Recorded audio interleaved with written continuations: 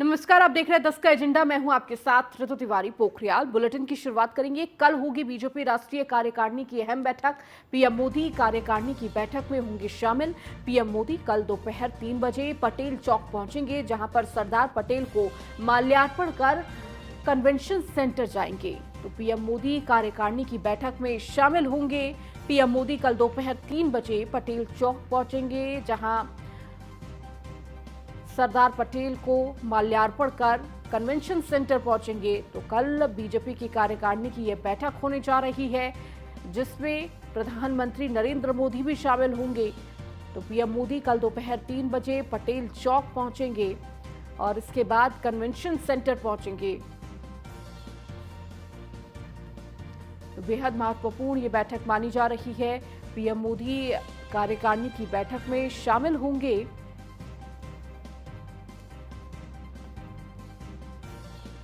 तो करीब 3 बजे पीएम मोदी कल पहुंचेंगे पटेल चौक और इस दौरान सरदार पटेल पर माल्यार्पण कर कन्वेंशन सेंटर पहुंचेंगे।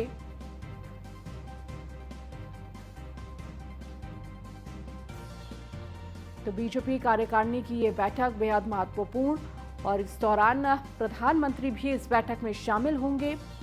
सरदार पटेल को माल्यार्पण कर कन्वेंशन सेंटर जाएंगे। दोपहर 3 बजे पटेल चौक पहुंचेंगे प्रधानमंत्री और इस बैठक में सम्मिलित होंगे।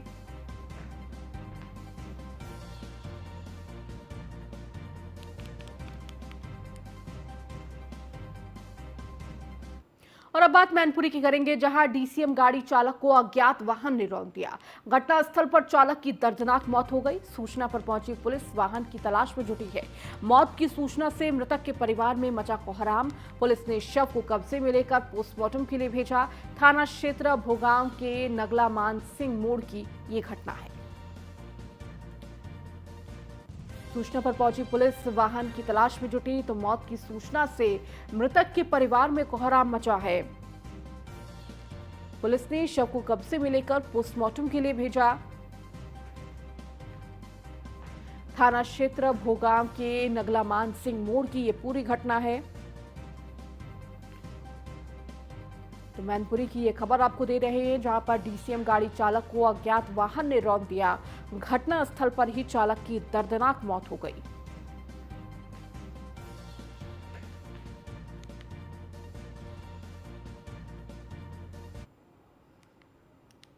जोशीमठ के हालात बेहद चिंताजनक हैं, जहां कई परिवारों का अपना आशियाना छोड़ने के लिए मजबूर हो रहे हैं और वो राहत शिविर में रहने के लिए मजबूर हो रहे हैं। इस दौरान जोशीमठ में हालात का जायजा लेने के लिए न्यूज़ वन इंडिया की टीम पहुंची, लोगों से बातचीत की। आइए आप सुनाते हैं। जहाँ पे लोगों के रहने की व्यवस्था की गई है, ये राजकीय प्राथमिक विद्यालय सिंघधार का है जोशीमठ में।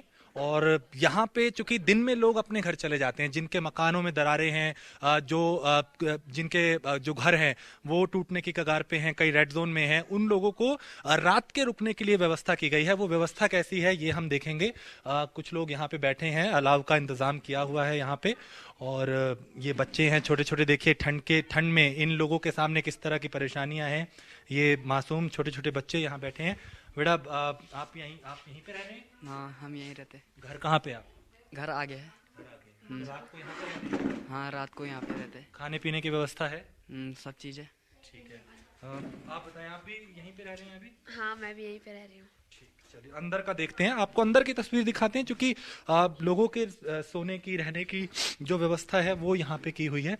और रात का वक्त है, लोग जो हैं वो यहाँ पे कैसे जिंदगी अपनी गुजार रहे हैं उनसे हम बात भी करेंगे। और ये अंदर का दृश्य आप देख सकते हैं, जहाँ पे गर्म कपड़ों का इंतजाम है, कंबल है, रजाई है, कुछ महिलाएं हैं यहाँ पे और बच्चे भी हैं छोटे छोटे।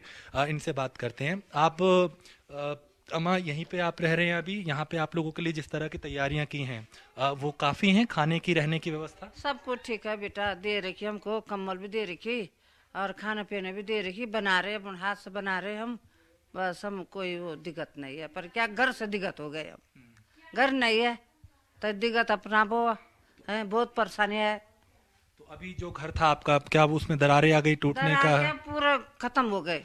देखो तुम अभी भी देख सकती, सड़क खत्म हो गई, ये भी इधर आ गए, वो भी इधर आ गए, ये भी इधर आ गए। कई परिवार हैं पूरे के पूरे, उनकी बहू हैं, बेटी हैं, बच्चे हैं, छोटे छोटे नाती पोते हैं, वो रह रहे हैं। कुछ आप बताएं यहाँ पे जिस तरीके से आप लोग रह रहे हैं, प्रशासन की जो तैयारियां हैं वो काफी हैं। बेटा देखो तब आगे क्या क्या होता है। अभी तो हम अपने घर छोड़कर आए, आपने देख लिया होगा हमारा घर क्या हो रखा है। पूरा घर का ये सो रखा है कि देखने लायक की बात नहीं है। पूरा मकान जमीन में बैठ गई, जमीन, हाँ जमीन टूट गई, सारा मकान हमारा टूट गया। अब आप देख रहे हैं क्या हो रखा है वहाँ। जमीन का बदले जमीन और मकान के बदले मकान, और रोजगारी बेरोजगार बच्चे हमारे ऐसे ही घूम रहे आजकल। कहीं से सामान इधर से इधर दौड़ भाग करे, बच्चे बेरोजगार है। हमारे होटल में रहते थे थोड़ा थोड़ा, वो भी घर में बैठे हैं बच्चे लोग। कि आपके जो अगर जानवर हैं, पशु थे जो, उनके लिए कोई कहीं व्यवस्था की गई है उनके चारे की या करने की? और रिश्तेदार तो वहाँ दे दिया। मेरी ऐसी गाय थी, मेरी दूध देने वाली गाय, जब घर टूटने लगी तो किसी रिश्तेदार को बुलाए, तो यहाँ रोड में लाई गाय को, तो उनको बुलाकर वहाँ कहीं भेज दिया मैंने। 2 किलो 3 किलो दूध थी, अपने नाती पोता का भी था और अपने परिवार के लिए भी, वो किसी को भेज दिया मैंने गाय। अब देखो आगे क्या क्या होता। देखिए ये पीड़ा है यहाँ पे, चूंकि लोगों के रहने की व्यवस्था की गई है और यहाँ पे रजाई है, कंबल है, खाने की व्यवस्था भी की गई है, राशन वगैरह इनको दिया जा रहा है, खुद बना रहे हैं लोग यहाँ पे, चूंकि घर की महिलाएं हैं, बहुएं हैं, बेटी हैं, वो खुद ही बना रहे हैं और यहाँ पे रहने की व्यवस्था। लेकिन घर नहीं है, क्योंकि घर टूट गया है। घर का कुछ व्यवस्था, क्योंकि ये अभी टेम्परेरी चीजें हैं। कुछ और अब लोगों से बात करते हैं। देखिए यहाँ पे कुछ लोग हैं, इस तरीके की यहाँ पे आपको जो फैसिलिटी है, जो व्यवस्था है वो लग रही है, मिल रही है, राशन हो या रहने की? अब देखिए सर, हम यहाँ सिंधार वार्ड में हैं अभी, और मेरा नाम लक्ष्मी है, और घर तो हमारा बिल्कुल टूट चुका है। घर पे हमारी व्यवस्था यहाँ स्कूल में की गई है। अब स्कूल के भरोसे सर देखिए हम कब तक ये स्कूल का इंतजार करेंगे। स्कूल खुलने वाली है, बच्चों की पढ़ाई की भविष्य भी है, और अभी छत भी नहीं है हमारे पास। ऐसे देखिए सारा घर तो बिल्कुल बर्बाद हो चुका है, और हमें सरकार से यही विनती है कि देखो हमें राशन पानी भी सब दे रही है, सारी व्यवस्था भी है, लेकिन बच्चों की भविष्य के बारे में ये सोचिए कि हमें जल्द से जल्द हमारा व्यवस्था की जाए, और हमें इससे ज्यादा और कुछ नहीं चाहिए। और आज हमारा त्योहार था यहाँ पे, देखिए जब अगर घर होता तो पूरा परिवार रहता साथ में, अच्छे से बनाते खाते पीते। अब आज पूरा परिवार बिखर गया है, जो है वो टूट गया है, लेकिन आस्था नहीं कम हुई। लेकिन कहते हैं ना, घर टूट गया, और वो घर ईंट या सीमेंट से बनी हुई कोई इमारत नहीं होती। घर होता है एक सपनों का घर, जिसमें इमोशंस, जिसमें भावनाएं और जिसके साथ बहुत कुछ जुड़ा होता है। और जब वो टूटता है तो सिर्फ घर नहीं, सपने भी टूटते हैं। देखिए इस वक्त हम जोशीमठ की ही सड़कों पे हैं, जहां हमने कुछ शिविर का भी निरीक्षण किया, जहां पे लोगों के रहने और खाने की व्यवस्था की गई है। और अब जब हम यहां पे सड़क से गुजर रहे थे तो देखिए अलाव यहां पे जल रही है, और इसके आसपास लोग नहीं है, बल्कि यहां पे कुछ पशु हैं। और आप समझ सकते हैं ठंड भी किस कदर है, और चूंकि भले ही पशु हों, बेजुबान हो, लेकिन ठंड इनको भी लगती है। पर लेकिन हम उस बात को आगे बढ़ाएं, लेकिन ये जरूर कहेंगे कि शायद इनमें कुछ ऐसे भी हो सकते हैं जिन लोगों ने इन पशुओं को रखा था, इन मवेशियों को रखा था, हो सकता है उनके घर टूट गए हों। ये अब बाहर घूमने को या इस तरीके से इनका भी जो ठिकाना है शायद वो खो चुका है, और इनके सामने भी परेशानियां हैं। तो सिर्फ इंसान ही नहीं, ये जो जोशीमठ की पीड़ा है वो इन पशुओं के सामने भी है। रात का वक्त है।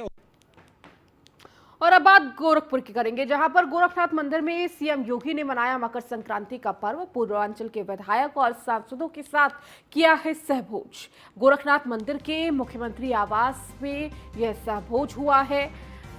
तो आज चूंकि मकर संक्रांति का पर्व है और इस मौके पर सीएम योगी आदित्यनाथ गोरखपुर में मौजूद हैं। 4 दिवसीय उनका गोरखपुर का दौरा है, और इस दौरान गोरखनाथ मंदिर में मुख्यमंत्री आवास पर यह सहभोज रखा गया।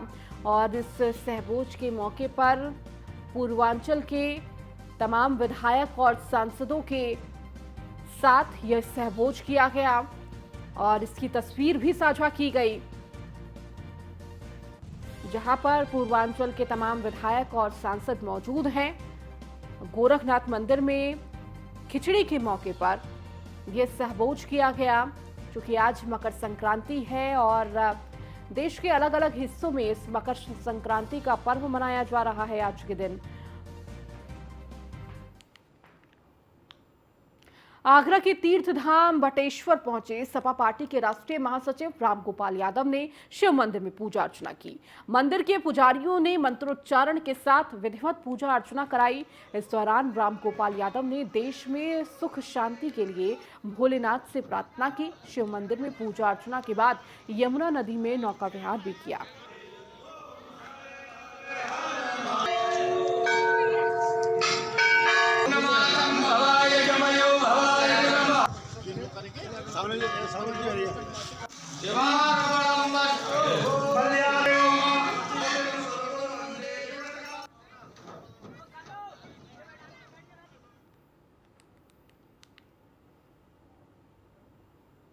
बीएसपी सुप्रीमो मायावती का आज जन्मदिन है। जन्मदिन को लेकर पार्टी मुख्यालय पर तैयारियां तेज है। आज सुबह 11 बजे पार्टी कार्यालय में बीएसपी सुप्रीमो करेंगी प्रेस वार्ता। तो जन कल्याणकारी दिवस के रूप में मनाया जाएगा जन्मदिन। जन्मदिन पर पुस्तक का विमोचन करेंगी बीएसपी सुप्रीमो मायावती। तो आज बीएसपी सुप्रीमो मायावती का जन्मदिन है और इस मौके पर बीएसपी कार्यकर्ता धूमधाम से जन्मदिन मनाने की तैयारी कर रहे हैं। तो जन कल्याणकारी दिवस के तौर पर आज का दिन मनाया जाएगा।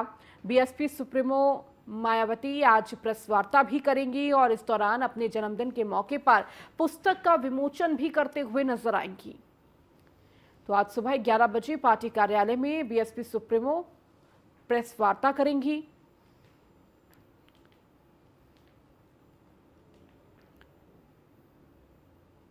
तो आज बीएसपी सुप्रीमो मायावती का जन्मदिन है और जन्मदिन के लेकर पार्टी मुख्यालय में तैयारियां तेज की जा रही है।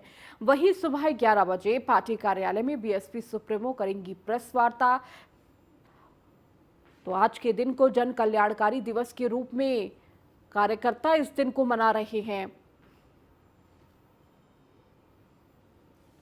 और इस मौके पर कुछ ही देर बाद BSP supremo Mayawati press conference करती हुई अपने कार्यालय से नजर आएंगी। क्या कुछ प्रमुख बातें कह सकती हैं, ये देखने वाली बात होगी इस प्रेस वार्ता में, क्योंकि आज जन्मदिन का मौका है और इस मौके पर ये प्रेस वार्ता रखी गई है। तो वही कार्यकर्ता आज बीएसपी सुप्रीमो मायावती के जन्मदिन पर बेहद उत्साहित और तमाम तैयारियां।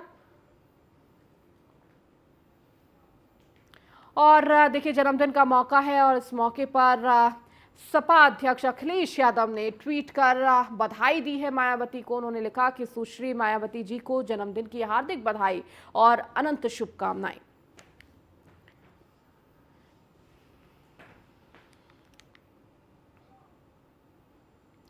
अब खबर गाजियाबाद से, जहां 15 साल की लड़की से गैंगरेप, बीकॉम के 3 छात्रों पर गैंगरेप का आरोप है। पीड़ित ने पुलिस से शिकायत की है। पुलिस ने मामले पर लिया संज्ञान। तो गैंगरेप के तीनों आरोपी गिरफ्तार हुए हैं। आपको बता दें 15 साल की लड़की जिसके साथ गैंगरेप किया गया है, बीकॉम के 3 छात्रों पर गैंगरेप का आरोप है। तो पीड़ित ने पुलिस की शिकायत पर मामले को संज्ञान में लेते हुए तीनों आरोपियों को गिरफ्तार किया है।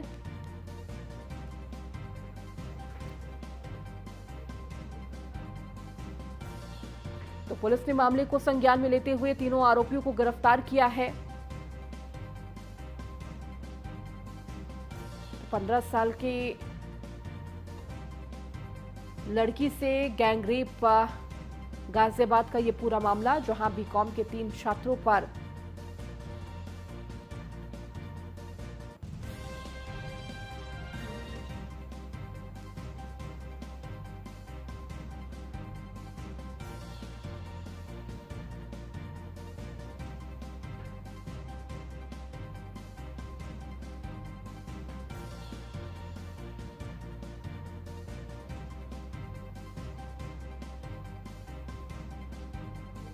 गैंग का आरोप है। व्हाट इज दिस गैंग का आरोप?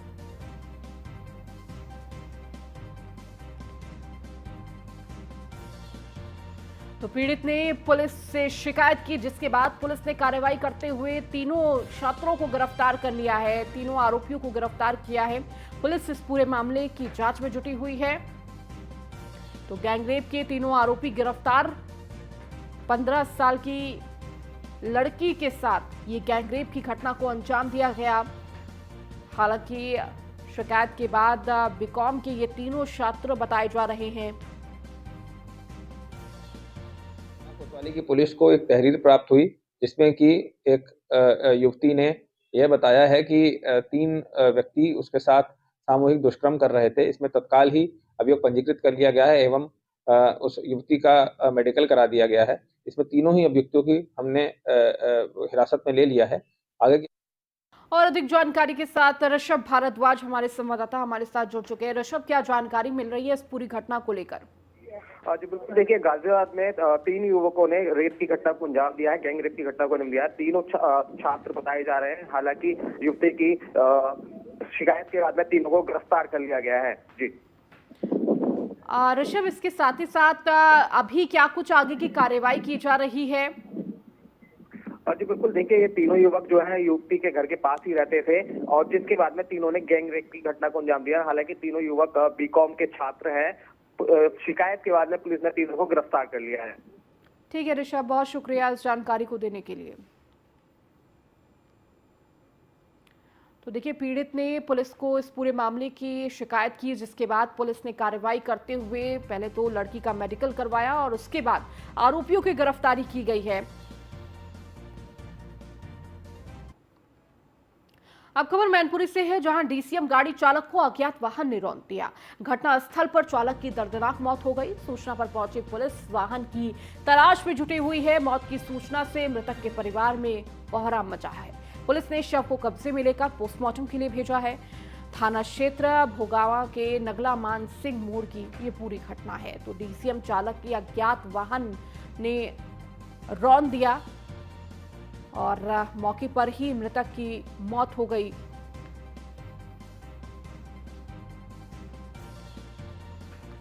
तो पुलिस ने शव को कब्जे में लेकर पोस्टमार्टम के लिए भेज दिया है। थाना क्षेत्र भोगाम के नगलामान सिंह मोड़ की घटना है। डीसीएम गाड़ी चालक को अज्ञात वाहन ने रौंदा और इस दौरान चालक की दर्दनाक मौत घटनास्थल पर ही हो गई और इसकी सूचना परिवार वालों को दी गई, जिसके बाद परिवार में कोहराम मच गया। हालांकि अब पुलिस पूरे मामले की जांच कर रही है और अज्ञात वाहन की भी तलाश कर रही है। मौत की सूचना से मृतक के परिवार में मचा कोहराम। पुलिस ने शव को कब्जे में लेकर पोस्टमार्टम के लिए भेजा है। तो थाना क्षेत्र भोगाम के नगलामान सिंह मोड़ की ये पूरी घटना है।